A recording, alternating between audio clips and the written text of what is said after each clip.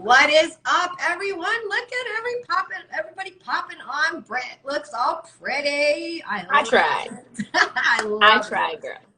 Alrighty, so welcome to the first episode of Permission to Persevere. I am first going to give a shout out to that lovely beat that a very close friend of mine, an MS warrior, much like myself, created. Mr. Shea composed. I'll have to introduce Britt to him because he's pretty gosh darn awesome and makes some beautiful beats. She'll appreciate it. But yeah, so we are starting this lovely podcast because we've been talking about it over the last 3 months. We've only known each other 3 months, and it's like we've known each other forever. And I will tell you right now, I think all the things that are going to come between the two of us are freaking truly tremendous. But one of the things is that we both have very much in common is being able to persevere through all the the trials and tribulations that we've been put in our path before us ever since we were little. And I'm going to give Brett a second to say a few words before we get started and get rolling. Hey, y'all. Brittles here. You can call me Brittles. I like it that way. Super stoked to be doing this with Shana. Like she said, we actually met here on Instagram. I just moved from Michigan down here to South Carolina. Yankee girl coming down to, low country, totally different world. I found this babe on Instagram. It was literally like immediate connection. I shot her a voice memo. I swear a lot, so disclaimer before we even get going tonight. Put headphones in, put the kids to bed. There's gotta be a bunch of F-bombs probably. It happens. Whatever's clever, but let's start chatting because life is most definitely full of ups and downs, and everybody has their own perspective on what hardship is. And I think Shauna's gonna drop some bombs and golden nuggets for you tonight. And thank you for everybody that's popping on right now or even listening to this on replay. Okay, so we want to kind of share a little bit of our backstory before we start really kicking off these episodes. And by starting that means getting to know us and where it first started from. Now, I personally have been fighting since the friggin' uterus. I've been fighting since before I was even born because my mom was a 15-and-a-half-year-old pregnant with me, and everybody, including her family, tried to tell her to abort me. And I'm so glad that woman did not. Thank you, Mom. I know you're gonna be watching this later. Because otherwise I wouldn't be here. But it was not an easy journey even after I was born for her or I. And a lot of it was growing up as a child in domestic violence, alcoholism, drugs, everything possible, to watch your mother's head get punched in a lot. And then you sit there and you're like, I don't know what to do as a little kid. It's really scary to grow up with. And then to have your own dog. And this is actually, I'm trying to crack. This is actually my first time I've ever literally publicly said this part. There's actually going to be a few bombs that are coming out live tonight that I have never shared live before. So when you get to hear from your bedroom because your dear old lovely father is so upset with you because you asked him to stop drinking, mind you, you're 11, 12 years old, you asked him to stop drinking and he decided to take his shotgun and go shoot your dog out in the yard. That's the type of things I'm telling you I've grown up with as a kid. And even though growing up like that, my kids, I hear it all the time from them. You guys aren't bad parents. Oh my gosh, like you're so different than many parents. Oh, we think you're cool. Like I appreciate those things because one thing I learned as going through my childhood was I was going to be so much better of a parent than what I was dealt for cards at the time. And you know what? My mom had her own issues at the same time because of what she grew up with. Again, she was a kid growing up really with another kid and then growing up with the monster, so really at the end of the day, like she was growing up with what she saw. And unfortunately I became the target for a while. And lo and behold, guys, my mom and I, we have a great relationship. I love her to pieces. We have both grown very far together. But ever since that, I decided, your visual, what you see, what is your life, you put yourself into. And I grew up into a teenager, into an adulthood, putting myself around drug addicts, around alcoholism, around getting myself beat up off and on 10 years, whether it was verbally or physically by, somebody I decided to have a relationship with. Mind you, he's gone. That is not my husband. My husband is amazing. And he was a part of that at some point in time too. He's my best friend on the sidelines, respecting my wish of stay back up. I don't want you to get into the middle of this. But, and then, you know, being, you know, coming into that, and then several years later, we get married and everything else. And I have to, Brett knows about this part. See, I'm short and sweet when it comes to things because I'm just peeling back some of the layers of the onion right now. As we dig deeper, you guys are going to feel even deeper with this. But my daughter's not here right now, so I get to share this with you guys. And this is the first time I've ever publicly said it.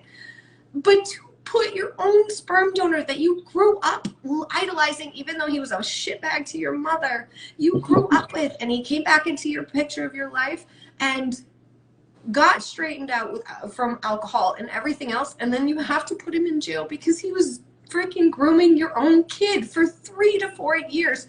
That is the hardest damn thing for a mother to ever go through. And try not to sit there and freaking beat up on herself like it's your own fault. And my daughter is what I will say, a warrior. That kid, she has her depression issues, but gosh almighty, she is such a warrior. And I'm so proud to be her mom, even though she drives me crazy. She's a freaking teenager. But you know what, the shit that we've gone through, you guys see, like, the things, like, we share what we can of our sides, but it's not always comfortable putting the real out there. Like, we want to put it the real out as much as possible, but it's not easy to sit there and go, hey, by the way, 2 years ago, I put my sperm donor, my piece of shit father, in jail because he harmed my poor baby. And that is something not easy to, you know, go through. And then later on, I get diagnosed with a freaking incurable disease. And I mean, I got hit hard with it. So try going from one thing and just kind of sort of healing from that and getting your daughter on a good page, and then you get slammed with an incurable disease that seriously, like, debilitated me. I was ready to off myself. I even told my husband, I was in so much pain in the beginning. I cannot deal with this anymore. I don't want to deal with this. And some way and somehow, it was like the words of prayer, whatever, heard my voice crying out for help. And it was like, my body started easing into the understanding, okay, we have MS. We have MS. It doesn't have us. We have MS. And we can make this work. And thank goodness to, honestly, the lifestyle of how Britt and I, like, we run our businesses and everything, that's what connected us in the first place. And it's, you know, saved both of our lives, really, at the end of the day. And definitely, I know mine for sure. You know, I can only speak for myself so far. But to be able to be here to show you guys that you can persevere through all the bullshit, that you can still be a good person and come out the other side. Like, we don't have perfect lives. We're busy just like everybody else. We're mamas just like every other mama. We have our own normal life to handle, but it's okay to give yourself grace and go, you know what? We'll get the rest done tomorrow. Right. We can continue forward. And I'm going to pass it over to Brett, because at the end, stay towards the end, because we're going to share both of our top 5 tips that we feel that has helped us get this far. Go ahead. Yeah. That's the part I'm excited about, right? The part where you guys can have something to take away from this other than like, holy shit, that was depressing. Because what we're going to lay on you tonight, like she said, is literally just telling you where we began, because we plan on making this a weekly thing. We're going to be coming on here live. We're going to be doing the podcast hopefully next year. So hang around, stay tight. It's going to get more uplifting, and definitely you're going to feel a totally different vibe other nights. But you've got to hear the real and the raw to get to that side, because not everything's all kittens and puppies, right? So starting back, like she said, way long ago, my parents separated before I was even old enough to remember. I lived the life of cheerleader honor roll student during the week, and then on the weekends, I was in a family band with my father. This shit is hard to talk about live, Shana. Why'd we do this? You got this.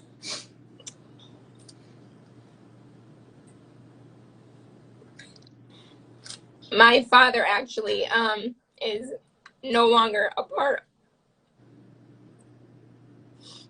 I'm going to get it together. I should have went first. Listening to you got me all fucked up. Anyways, my dad is no longer a part of my life. Simply because I could not watch him do what he did to all my other family members, to my kid sister. So, needless to say, I was in a family band with my father and my brother. We made my dad lots of money, I'm sure. Every weekend, traveling all over Michigan, playing music, seeing things that no 11-year-old should see. And God bless my mom and my stepfather for being like incredible parents, because if it wasn't for that half of my life that was so good and okay, Lord only knows how I would have turned out.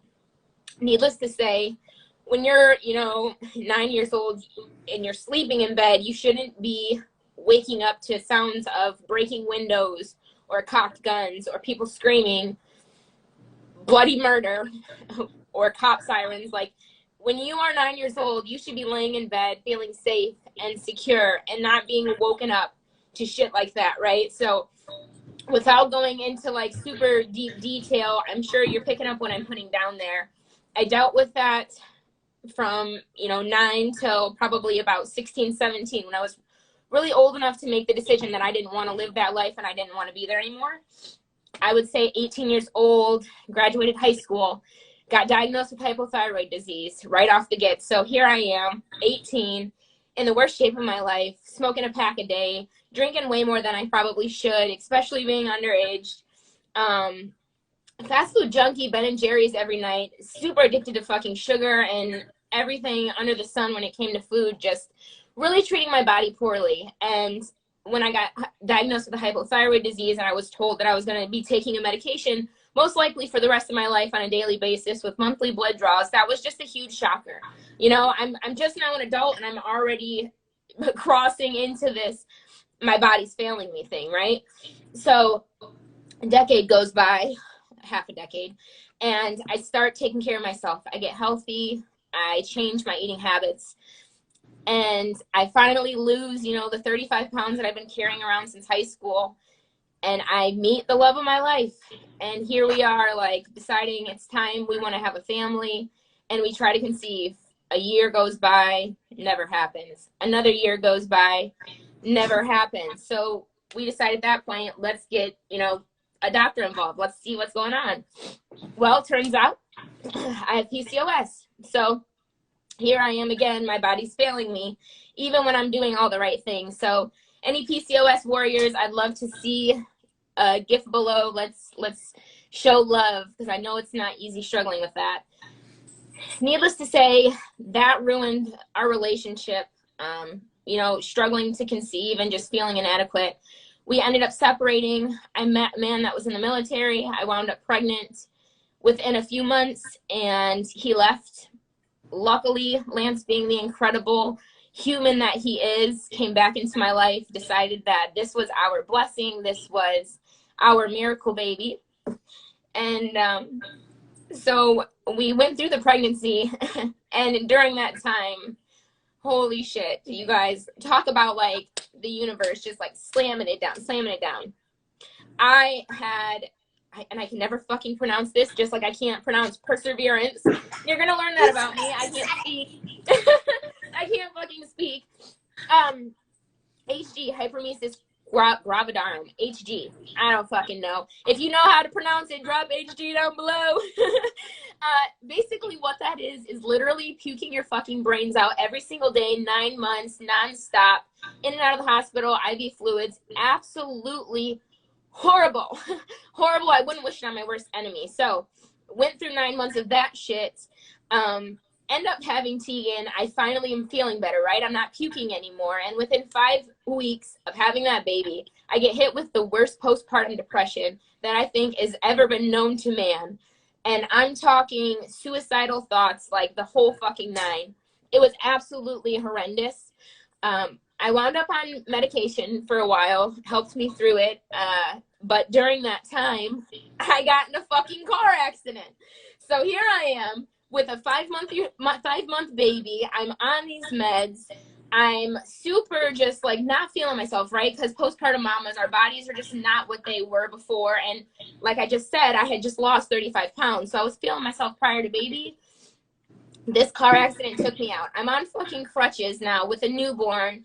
And I'm just like super depressed. It was literally, 2019 was the hardest year of my life. 2020 comes. COVID-19, baby. Here we go. Universe is still just like knocking them down, right? I decide I have to get the hell out of Michigan and move to South Carolina. This is how I met Shana. Here I am.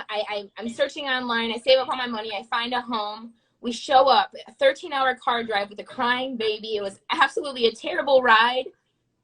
We show up to a fucking construction site, all right? Homeless. All my money. I no longer have nowhere to fucking live. Lance is technically out of a job for a week. Like, and I've got a baby. I've got a 1.5-year-old. Thank God my stepmom lives here in South Carolina, and we were able to crash on her couches and wood floor. But that day, driving away from what was supposed to be our new home, that was my rock bottom. And that feels like it happened yesterday because it was only 30 days ago. So like that's fresh and I'm feeling that. And I think that's where I'm going to pull most of my 5 tips from. If we want to go right into the nuggets on how we've overcome all this shit, let's do it. So being homeless, I learned that we've got to not stress over the shit we can't control. I couldn't control what had happened, right? There's no fucking way that I would have, I mean, I video chatted with this guy. He did a walkthrough. My stepmom even drove to the place. When I say construction site, I say he showed me a unit that was all nice and redone. And then he tried moving me into a unit that was not nice and redone by any means of the fashion. Okay, it was horrible. I did everything I could to not let that happen, and it happened any fucking way. So did I sit there and fester in it? No. You want to know what we did? We packed our family up and we went and had a beach day. Fuck that. We moved to South Carolina for a reason. Don't fester in the shit you can't control. Focus on the things you can control, and that's my second tip. Life is too short to be spending lingering on the shit that we can't fix. What could we fix? What could we control that day? Well, mom was about this close to a nervous fucking breakdown. So by going to the beach, we probably saved me having literally a mental breakdown in the middle of all of that chaos. Number 3, choose your path.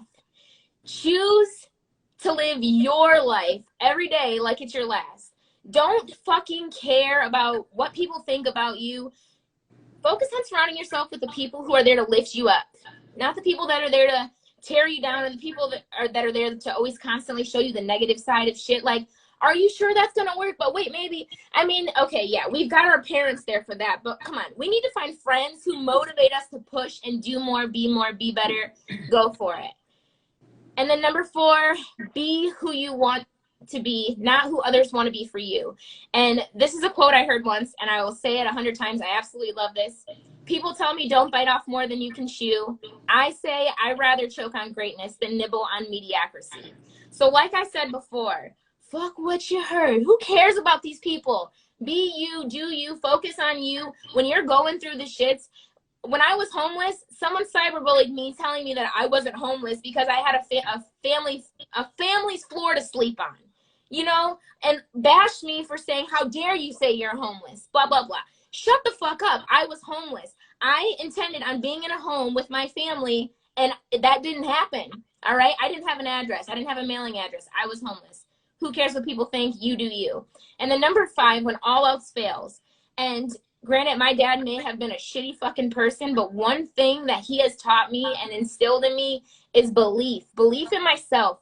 No matter what, dude, like when everything fails, God has my back. The universe has my back. I have faith that I overcome 100% of the obstacles that have ever been given to me. And you can do the same thing. Shana, shoot out your tips, boo. Amen to that. Alrighty, so my first one, I'm gonna be straight out the gate because now that I've composed myself again, had a moment, my heart is like pumping like crazy. Lindsay. My chest is all red. See that? It's all I good. feel Those you. of who are gonna be hearing this on our podcast eventually, I know you can't see it, but my chest is cherry red right now. But anyway, number 1, do not fucking give up. It goes right up on Britt's last one, really. Do not give up on yourself before you have the chance to even succeed. Shit's gonna happen. Everybody has stuff that happens to them. It is what it is, but you grow through what you go through. And that is one of the damn quotes I love to freaking preach. And I didn't understand it at first. And then I realized, I'm like, you fucking kidding me? I literally have been growing through and making freaking new sprouts out of the shit that I was given for soil, and I'm freaking growing this beautiful freaking future for my family, for myself, for the people that I get to be a part of day in and day out. So hell yeah. Number 2, focus on what you do have versus what you don't have. That's where a lot of people actually screw the fuck up, is when you focus on what, oh, well, so-and-so has that life, and why don't I have that life? Poor you. Not poor you. Be happy with what you do have. You know what I mean? Like, Britt could have easily gave up, but guess what she remembered? She has an amazing fiance. She has an amazing child. She has an amazing self to live for. And just like my family and everything, when I found that shit out about my daughter and I finally put that piece of shit into jail and everything, or when I got MS, I easily could have just said, screw it. You know what? Fuck this. Give up. Right. You know, I freaking gave up on myself. Gave up on everything. But what would that have solved? I would have just put my pain on somebody else. That's not going to solve anything. And words have power. Be kind to yourself. What you say, this is going to think. This is your biggest muscle right here. And this is it's going to lead me into number 4. But what you say to yourself out loud in your head or whatever, your body, your mind remembers that. It harbors it. It holds 100%. it. So use kind words to yourself. Number 4, go straight into it. I'm not going to lie. I've been meditating for 2 freaking straight years, and I'm so glad I have, because I'm like the peachy, crazy chick freaking rolling through the grocery store on her cart, riding it like a little kid, going wee and dancing around, because I've worked really hard to have the positive mindset that I do. I don't like arguing. I don't like being the old angry person that I used to be. And trust me, she is easy. If I really wanted to let her out, I could. I was the angry person getting into fights all the time. I was the person who was like, oh yeah, come on, say something, bring it, let's do this. Like, that's how I was even in court years ago. But I held back because I was growing myself into the person that I am now. And to end this like this, surround yourself with where you want to be. That is one of the things I lead with every time. I have it written everywhere throughout my house. Surround yourself with where you want to be. You want to be a good person? Put good people around you. You want to be happy? Put happy things around you. If you're talking shit to yourself, or you're hanging around negative people, or you're putting yourself in situations that are negative, or keeping yourself in, because sometimes we can't control the situation that we're in, but we can control how we react to the situations. That's what you do. Surround yourself with where you want to be. You want to be positive, you want to be happy, you want to be able to go further in life, then put yourself there. Because only you, just like Britt said, you choose your path, and you are the only one that can control which way you want to go. And I'm going to leave it with that. All right. I think that's a great way to close things up, sister. Hell yeah. All right. So everybody, thank you so much for listening to our very first episode. This was truly amazing. I'm so glad. I am so impressed. So many people popped on. Let us know if you are catching this on replay. I'm sorry. Are you reading the comments? I'm reading. The compounds so they can all move down here. All my Michigan girls trying to move down. Yes! Let's have everybody. My northern girls don't want to be up north either. As long as I can have it AC. Can we have climate control for some of my friends because they don't like it super hot? We'll just have climate controlled. Like, we'll have like an aquarium, like a terrarium for certain people that don't like it too hot. We'll keep them in there until fall. Oh, hey, friends, I can ask a favor, yeah? Everyone that's watching this, share this to your stories. Get our story out there. Let more people hear this. Someone tonight could literally be sitting on the end of their bed, contemplating freaking ending their life because things are just not in the right place. And this could be what they needed to hear at that right time. So please share this. Suicide awareness, mental health awareness. Let's help the world. MS warriors, MS awareness, shout out. Any autoimmune disease, anybody who needs to hear power, positivity, and persevering over everything, you have, I'm giving you guys, all right, we're going to literally use our time. We're going to give them permission to persevere. We are giving you all permission to persevere. Share the ever-living shit out of this. Please. All right, we love y'all. Toodles. Good night.